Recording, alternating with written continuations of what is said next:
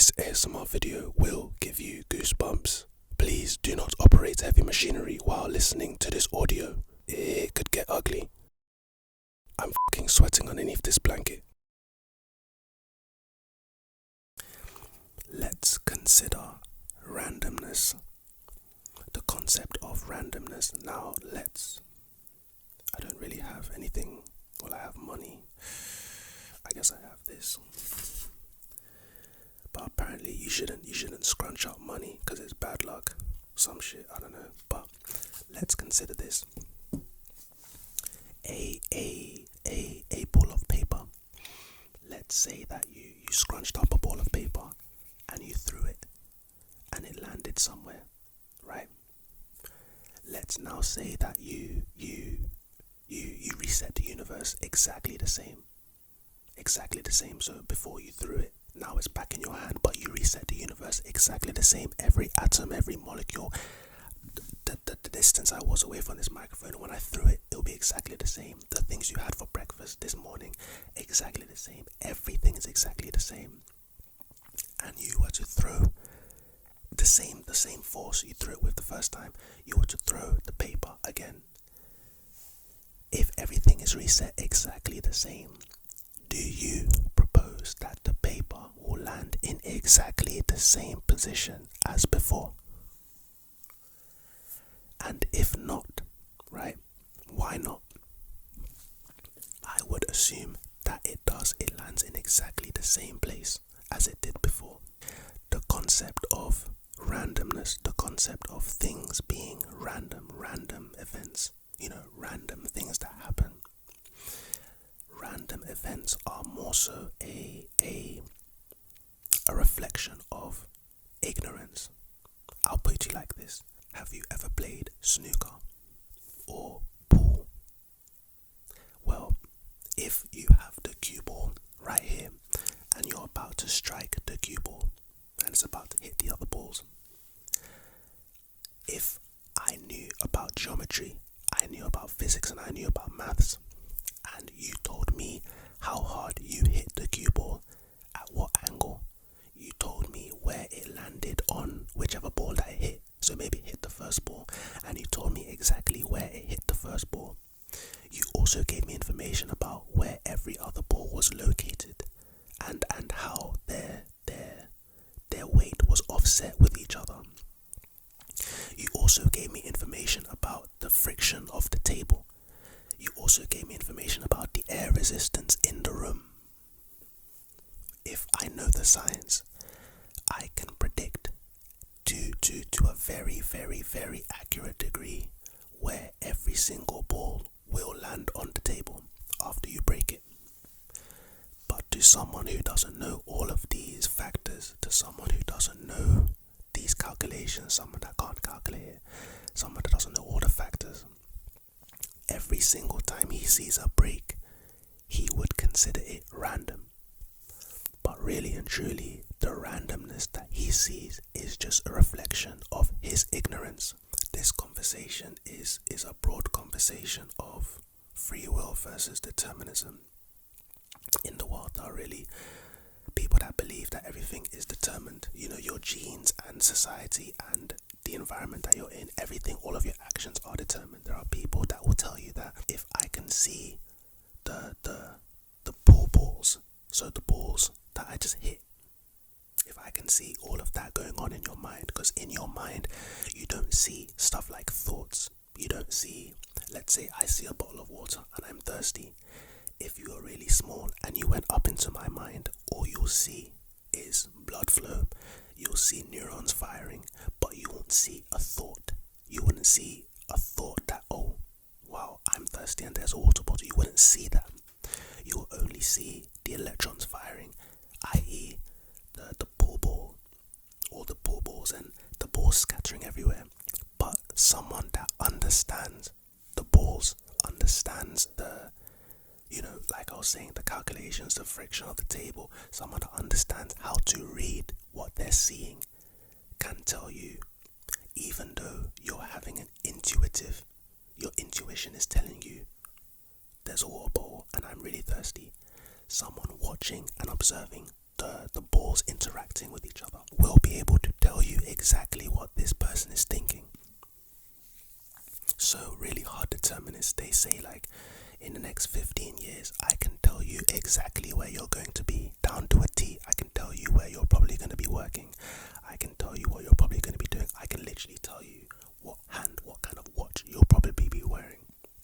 Because all they're observing is the interaction of the poor balls. And then obviously, in opposition to your determinists, you have your people that believe in free will.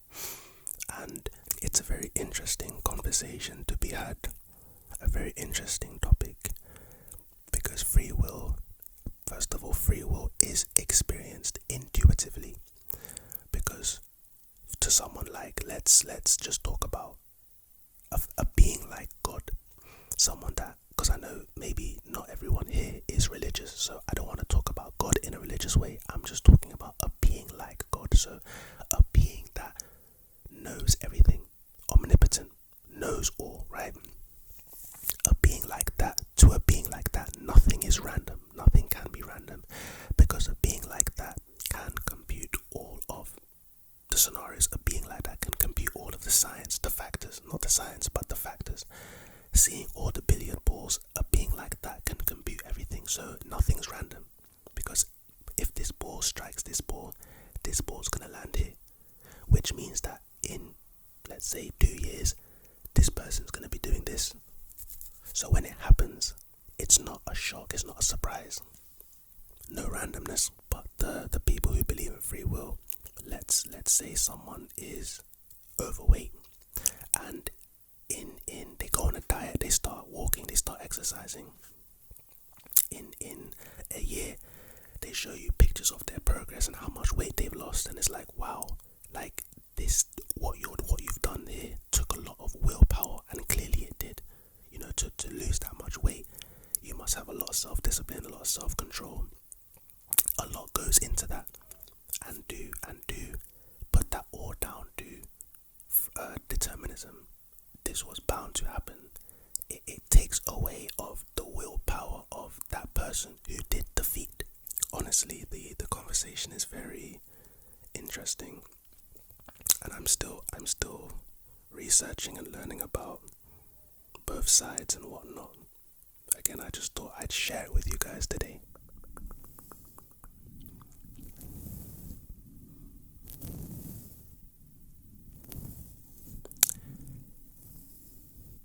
And like I said, that is indeed what is beautiful about ASMR itself. If one thing ends up not working for you, well then of course you can find something else, and it will probably end up working for you. Now, if a Xanax doesn't work, if a Molly doesn't work, or if a sleeping pill doesn't work, if your teas don't work, your nice bedtime teas, your hot chocolates, they don't work, then you're kind of screwed. But videos like these in specific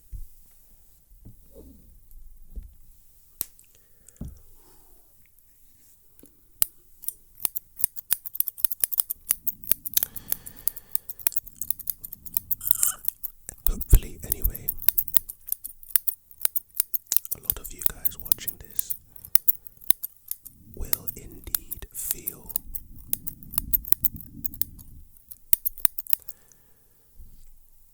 relaxed.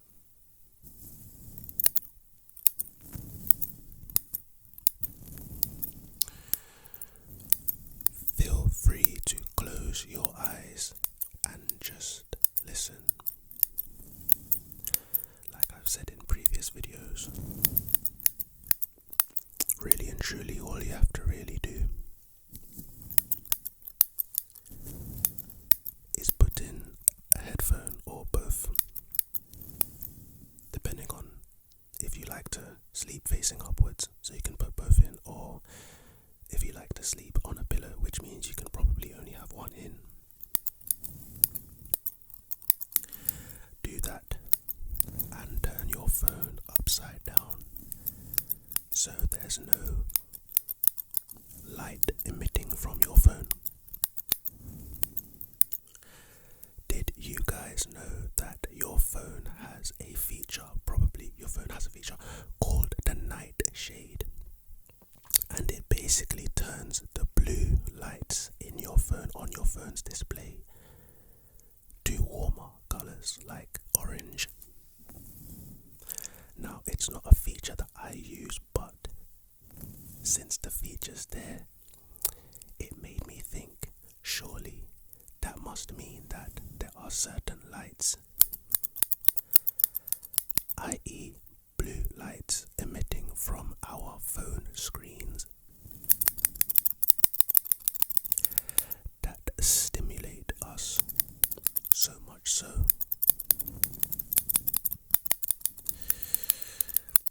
that we do not end up sleeping on time or sleeping at all. That being said, feel free to put in a headphone, turn your phone upside down,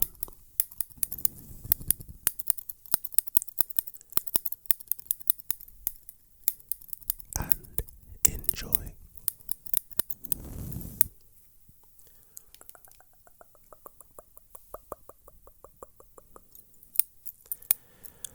Left hand struggles.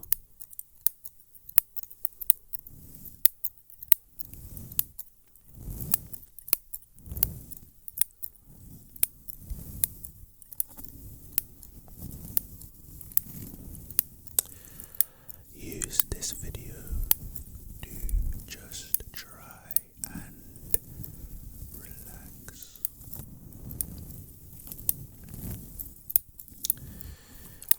You know, this video was actually inspired by a comment that I got the other day.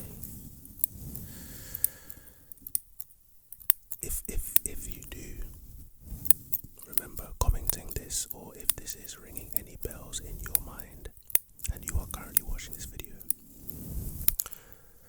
then I hope you enjoyed this, my guy.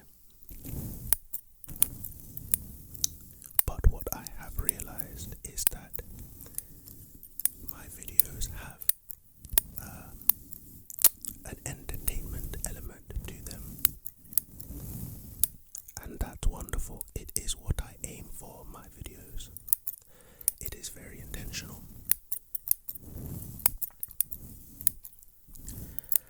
However, sometimes we have to just slow it down, and make ASMR intentionally for tingles. One of life's strangest questions, right, is not really a question. Well, I guess it is a question, but it's basically the grandfather paradox. And the grandfather paradox basically is, if you were to go back in time and kill your grandfather, right, would that be possible? Because if you were to go back in time and do that, then technically your father wouldn't have been born to make you. And if you're not alive, then you couldn't have gone back in time to do what you did, right?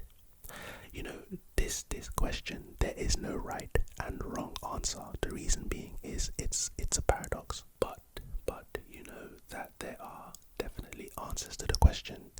But the answers to the question are subjective, and they depend on how you view time travel. You know, because there are multiple ways to view time travel. Let's explore some ways to view time travel right now. In fact, you know, let's look at the way time travel is spoken about in Harry Potter, for instance. Harry Potter, in the wizarding world of Harry Potter, there are things called time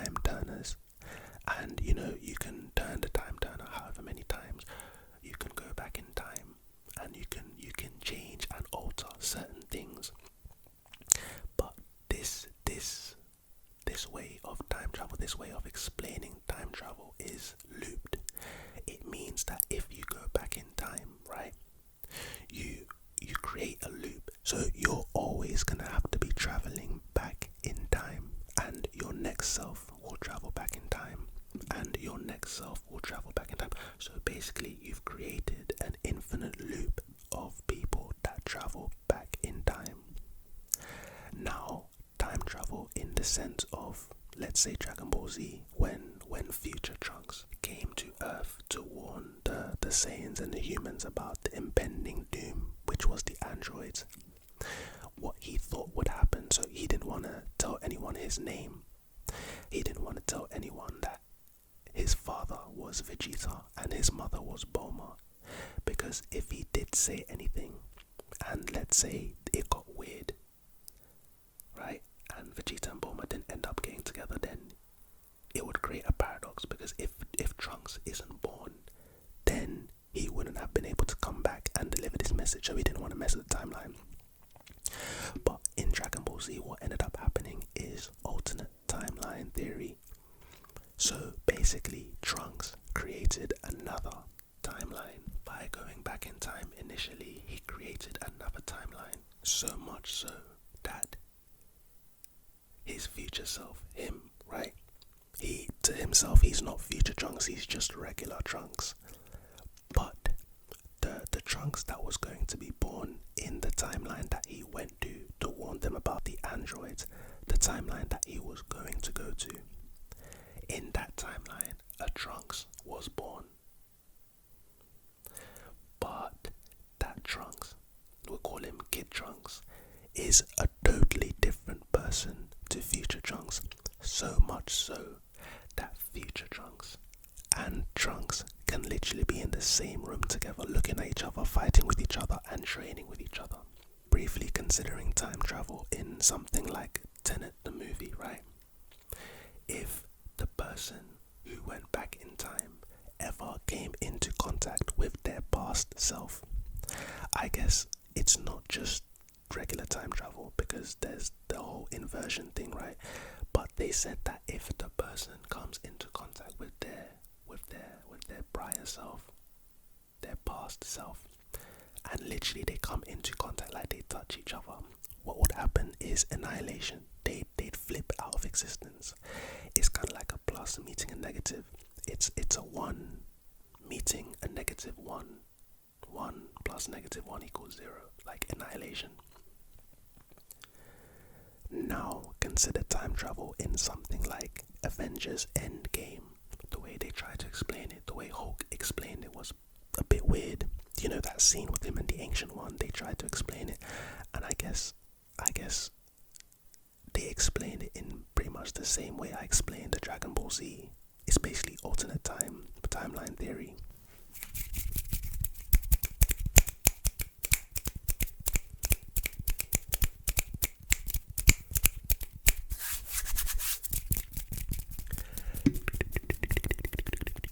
Enjoy these visual triggers. Enjoy these visual triggers. Please enjoy these visual